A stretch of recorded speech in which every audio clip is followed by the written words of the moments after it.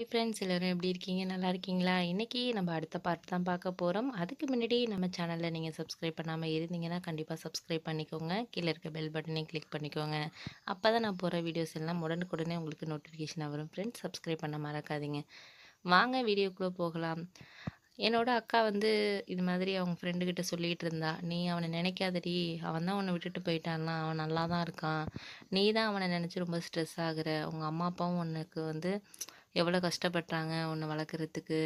அப்படி இருக்கிறப்போ நீ வந்து ஏன் அவனை நினச்சி வந்து நீ ஃபீல் பண்ணுற? மேரேஜ் பண்ணிக்கணும். லைஃப்பில் வந்து நீ நல்லா இருக்கணும்டி அப்படின்னு சொல்லி எங்கள் அக்கா வந்து அவங்ககிட்ட ஃப்ரெண்டுக்கிட்ட சொல்லிகிட்டு இருந்தா. எனக்கு உடனே அதை கேட்டோன்னே வந்து ரொம்ப கஷ்டமாயிட்டு. என்ன அப்படின்னா, இவ்வளோ அழகா இருக்காங்க. நல்லாவும் வேலை பார்க்குறாங்க. அவங்களுக்கு போய் இப்படி ஒரு நிலைமையா?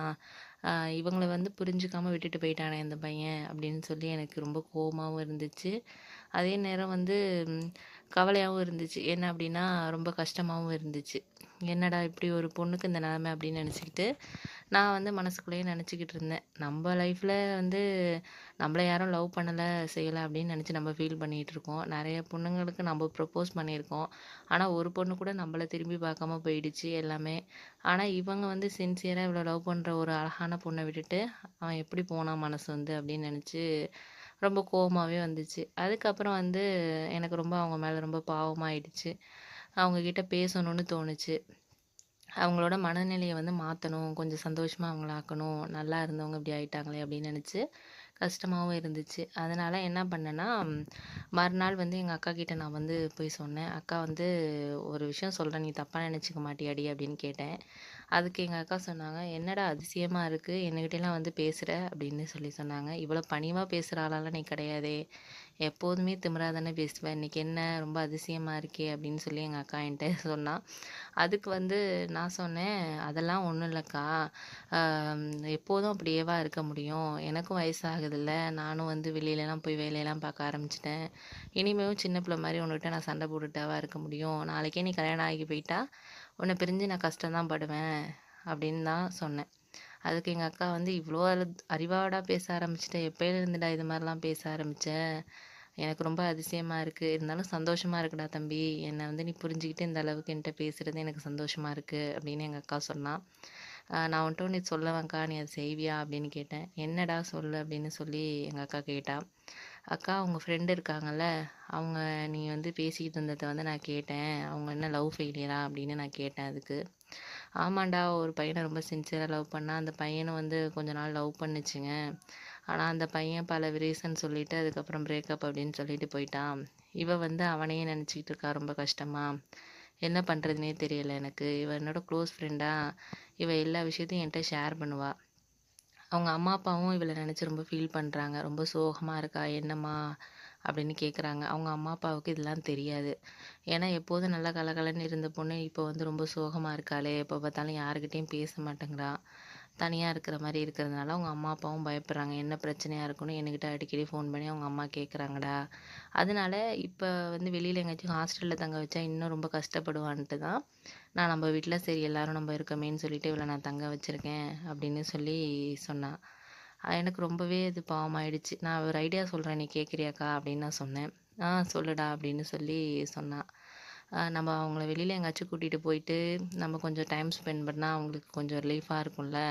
அவங்க கொஞ்சம் ஹாப்பியா ஃபீல் பண்ணுவாங்க. அத கொஞ்சம் மறக்கிறதுக்கு ட்ரை பண்ணுவாங்கல்ல. நம்மளோட கொஞ்சம் மிங்கிள் ஆனா அப்படின்னு சொல்லி நான் சொன்னேன். இது கூட நல்ல ஐடியா இருக்குடா. இது மாதிரியெல்லாம் நீ புத்திசாலித்தனமாலாம் யோசிக்க ஆரம்பிச்சிட்டியா? இவ்வளோ பொறுப்பா யோசிக்கிறியே எப்பயிலேருந்து? அப்படின்னு சொல்லி எங்க அக்கா என்ன கிண்டல் பண்ணா. அதெல்லாம் வந்து தெரியுதாங்க்கா, உனக்கு தெரியும் என்ன பத்தி. நான் வந்து எங்க வீட்ல தான் ரொம்ப விளையாட்டா இருப்பேன். மத்தபடி வெளியில பழகுற இடத்துலலாம் நான் நல்லா தான் நடந்துக்குவேன் அப்படின்னு சொல்லி சொன்னேன். பரவால்ல நீ இந்த அளவுக்கு யோசிச்சதே பெரிய விஷயம் தம்பி. நானும் அதான் நினச்சிட்டு இருந்தேன். வெளில எங்கேயாச்சும் அவள அழைச்சிட்டு போனா கொஞ்சம் ரிலீஃப் ஆயிருப்பா அப்படின்னு நினச்சு தான் நான் யோசிச்சேன். ஏன்னா ஆஃபீஸு, வீடா இருக்கிறவாசி ஒரே வந்து கஷ்டமா இருக்கு அவளுக்கு. நம்ம கொஞ்சமாச்சும் வெளியில அழைச்சிட்டு போய் அவ மனச கொஞ்சம் மாத்த பார்ப்போம் அப்படின்னு எங்க அக்காவும் சொன்னா. நாங்க எல்லாரும் வந்து ஒரு வழியா வந்து பீச்சுக்கு போகலாம் அப்படின்னு சொல்லிட்டு பிளான் பண்ணோம். பீச்சுக்கு போயிட்டு அப்படியே ஹோட்டல் போயிட்டு சாப்பிட்டு வரலாம் அப்படின்ட்டு. எங்க அக்கா வந்து அவங்க ஃப்ரெண்ட போய் கூப்பிட்டா.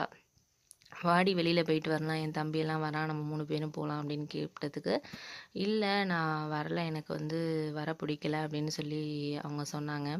எனக்கு ரொம்ப கஷ்டமாயிட்டு, என்னடா இவங்க திடீர்னு இப்படி சொல்றாங்களே அப்படின்னு சொல்லிட்டு. எப்படியாச்சும் நம்ம அக்கா அவங்கள சம்மதிக்க வச்சிடணும்னு நான் வேண்டிக்கிட்டே இருந்தேன். ஆனா எப்படியோ எங்க அக்கா வந்து ரொம்ப ஃபோர்ஸ் பண்ணதுனால, அவங்களும் வந்து "நான் வரேன். சரி நீ இவ்வளோ கேட்கறதுனால நான் வரேன்டி" அப்படின்னு சொல்லிட்டு அவங்களும் கிளம்புனாங்க. 3 பேரும் வந்து எங்க வீட்ல இருக்க கார்ல போனோம். கார்ல போயிட்டு அவங்க வந்து பீச்லலாம் வந்து நின்னு ஜாலியா இங்க உள்ள குழந்தைங்களெல்லாம் பார்த்தாங்க. கொஞ்சம் அங்கே குழந்தைங்கலாம் நெறைய விளையாண்டுக்கிட்டு இருந்துச்சு. அதெல்லாம் பார்த்து எல்லாம் ஃபோட்டோ எடுத்தோம். ஜாலியா என்ஜாய் பண்ணோம். அதுக்கப்புறம் கடல்லலாம் அந்த தண்ணிலலாம் விளையாண்டு சந்தோஷமா வந்து விளையாண்டுக்கிட்டு இருந்தோம். அவங்க மட்டும் சோகமாவே இருந்தாங்க. நான் வந்து போய் பேசினேன். அதாவது "நீங்க இந்த மாரிலாம் இருக்காதீங்க. கொஞ்சம் ஃப்ரீயா வாங்க. அப்பதான் வந்து நல்லாயிருக்கும் எல்லாருக்குமே" அப்படின்னு சொல்லி சொன்னேன். ரொம்ப கம்பல் பண்ணி வந்து நான் அவங்கள கூப்பிட்டதுனால, அவங்களும் வந்து அந்த கடல் நீர்ல வந்து கால வச்சுட்டு, அந்த தண்ணிய பார்த்துக்கிட்டு அவங்களும் கொஞ்ச நேரத்தில கொஞ்சம் சந்தோஷமா இருந்தாங்க. எங்க அக்காவும் நானும் அவங்க சந்தோஷமா வந்து குழந்தைங்களோடலாம் விளையாடுறத பார்த்தோம். அப்புறம் வந்து அங்கே இருக்கிற ஸ்நாக்ஸ்லாம் வாங்கி சாப்பிட்டு, அந்த நைட்டு அப்படியே போணுச்சு. வீட்டுக்கு வந்தோனே வந்து எல்லா அம்மாலாம் வந்து "பரவாயில்லையே இன்னைக்கு கொஞ்சம் ஆ இவளோட ஃப்ரெண்டு வந்து அக்காவோட ஃப்ரெண்டு நல்லா இன்னைக்கு பேசுறாடா" அப்படின்னு சொல்லி சொன்னாங்க, கிண்டல் பண்ணாங்க. அதுக்கெல்லாம் நம்ம தம்பி தாம்மா காரணம் அப்படின்னு சொல்லிட்டு எங்க அம்மா வந்து சொன்னதுக்கு எங்க அக்கா சொன்னா, "என்னடா இப்படி சொல்ற? அதிசயமா இருக்கு. இவன் காரணமா? என்ன பண்ணான் அவன்?" அப்படின்னு எங்க அம்மா கேட்டாங்க. "இவன் தாம்மா எல்லாத்துக்கும் காரணம். அவ ரொம்ப சோகமா என்ட்ட பேசிக்கிட்டு இருந்தா. அத இவன் கேட்டிருப்பான் போல இருக்கு. அவங்கள வெளியில அழைச்சிட்டு போனா கொஞ்சம் நல்லா ஃபீல் பண்ணுவாங்க" அப்படின்னு சொல்லிட்டு இவ வந்து ஏற்பாடு பண்ணது அந்த வெளியில போறது அப்படின்னு சொல்லி சொன்னா எங்க அக்கா, எங்க அம்மாகிட்ட. உடனே எங்க அம்மாவும் வந்து இந்த அளவுக்கு பொறுப்பா நம்ம பையன் நடந்துக்கிறானா அப்படின்னு சொல்லிட்டு அவங்களும் வந்து ரொம்ப சந்தோஷப்பட்டாங்க. அந்த நாள் அப்படியே போயிடுச்சு. ஒரு 2, 3 நாள் கழிச்சு பார்த்தீங்கன்னா, எங்க ரிலேட்டிவ்ல ஒருத்தவங்களுக்கு வந்து மேரேஜ் ஃபங்க்ஷன். அதுக்கு வந்து நான், எங்க அக்கா எல்லாம் ஃபேமிலியோட போறதா இருந்தோம். அவங்கள வந்து எங்க அம்மா போய் கூப்பிட்டாங்க, எங்க அக்காவோட ஃப்ரெண்ட. அவங்க வரமாட்டேன் அப்படின்னு சொல்லி சொல்லிட்டாங்க. "நீங்க போயிட்டு வாங்கம்மா, நான் வீட்ல இருக்கேன்" அப்படின்னு சொல்லி சொன்னாங்க. ஆனா வந்து எல்லாரும் கம்பல் பண்ணி கூப்பிட்டதுனால, "சரி நான் வரேன்" அப்படின்னு சொல்லிட்டு, அழகா ஒரு பட்டு சாரி கட்டியிருந்தாங்க. சூப்பரா இருந்தாங்க. தலை நிறைய மல்லிகைப்பூலாம் வச்சுட்டு, அவ்வளோ அழகா இருந்தாங்க. எல்லாமே மேரேஜில எங்க ரிலேட்டிவ் எல்லாமே இவங்கள தான் பார்த்தாங்க. நிறைய பசங்க வந்து இவங்கள்ட்ட வந்து பேசினாங்க. "நீங்க என்ன பண்றீங்க? என்ன செய்றீங்கன்னு?" கூட கேட்டாங்க. ஆனா இவங்க வந்து யாருக்கிட்டயுமே பேசல.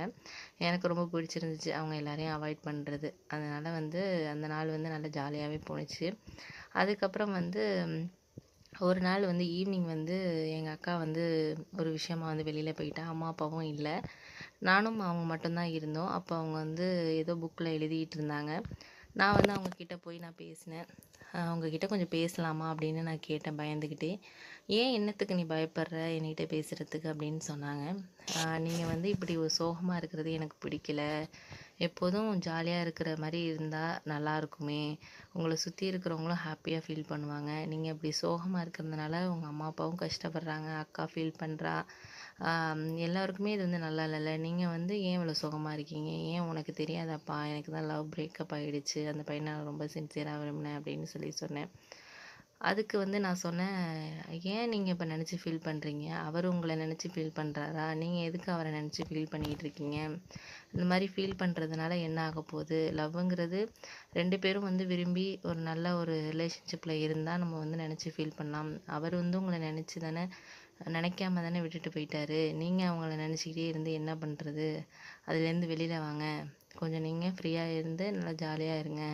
அப்பதான் வந்து உங்கள வந்து மத்தவங்களுக்கும் பிடிக்கும். உங்களுக்கும் வந்து மத்தவங்கள பிடிக்கிற மாரி நீங்க இருங்க" அப்படின்னு சொல்லி நான் சொன்னேன். "நீ இந்த அளவுக்கு சொல்ற, நான் ட்ரை பண்றேன்ப்பா. இனிமே கொஞ்சம் மாத்திக்க பார்க்குறேன்" அப்படின்னு சொல்லி சொன்னாங்க. அதுவரைக்கும் எனக்கு கொஞ்சம் சந்தோஷமா இருந்துச்சு மனசுல. ஏன்னா, நம்மள வந்து பேசினதையே யாரும் கேட்க மாட்டாங்க அப்படின்னு நான் நெனச்சேன். அவங்க இந்த அளவுக்கு நான் கொஞ்சம் சேஞ்ச் பண்ணிக்கிறேன் அப்படின்னு சொன்னது எனக்கு ரொம்பவே சந்தோஷமா இருந்துச்சு. அதுக்கப்புறம் வந்து இந்த கதையில வந்து அவங்க அவங்களோட குணத்த மாத்திக்கிட்டாங்களாம். அதுக்கப்புறம் என்ன நடந்துச்சு அப்படிங்கிறத நான் நெக்ஸ்ட் பார்ட்ல உங்ககிட்ட ஷேர் பண்றேன் ஃப்ரெண்ட்ஸ். இந்த வீடியோவ நீங்க வாட்ச் பண்ணதுக்கு ரொம்பவே தேங்க்ஸ். அடுத்த வீடியோல உங்கள நான் வந்து சந்திக்கிறேன். Bye friends. Yeah.